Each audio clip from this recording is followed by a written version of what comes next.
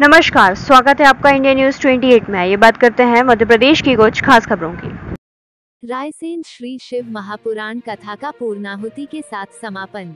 खबर मध्य प्रदेश के रायसेन के सांचेत कस्बा सांचेत में मां हिंगलाज दुर्गा मठ पर चल रही श्री शिव महापुराण कथा का रविवार को पूर्णाहुति के साथ समापन हुआ। श्री शिव पुराण के कथावाचक आचार्य पंडित पीलेश कृष्ण शास्त्री महाराज के सानिध्य में संपन्न किया गया है। कथा के समापन के अवसर पर पंडित पीलेश कृष्ण शास्त्री महाराज जी का जन्मदिन भी सभी भक्तों ने धूमधाम से मनाया, जिसमें बड़ी संख्या में सांचेत की महिलाएं व पुरुष शामिल हुए। कथावाचक पंडित पीलेश कृष्ण शास्त्री महाराज ने अंतिम दिन की कथा सुनाते हुए भक्तों से कहा कि शिव के महात्म्य से ओतप्रोत ये पुराण श्री शिव महापुराण के नाम से प्रसिद्ध है। भगवान शिव पापों का नाश करने वाले देव हैं तथा बड़े सरल स्वभाव के हैं। इनका एक नाम भोला भी है।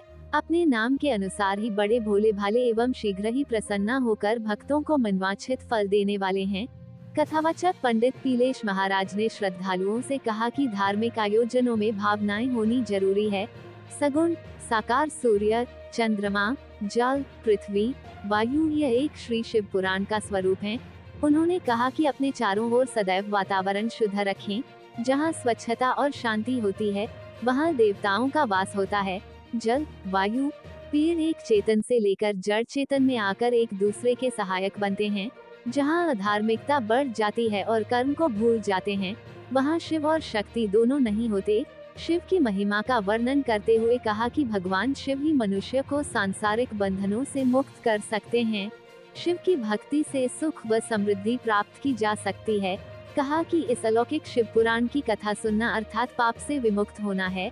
आयोजित श्री शिव महापुराण में कथा को सुनने के लिए सैकड़ों की संख्या में भक्त पहुंचे। कथा सार सुनकर श्रोता झूम उठे।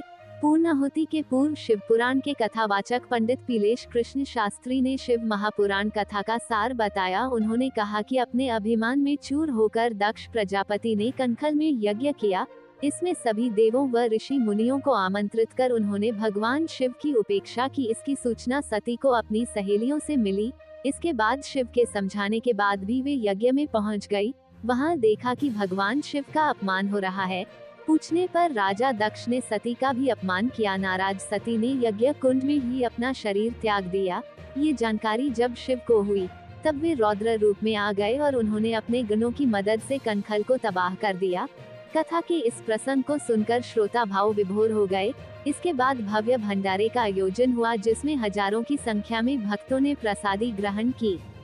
इंडिया न्यूज 28 के लिए ब्यूरो चीफ राकेश जैन की रिपोर्ट।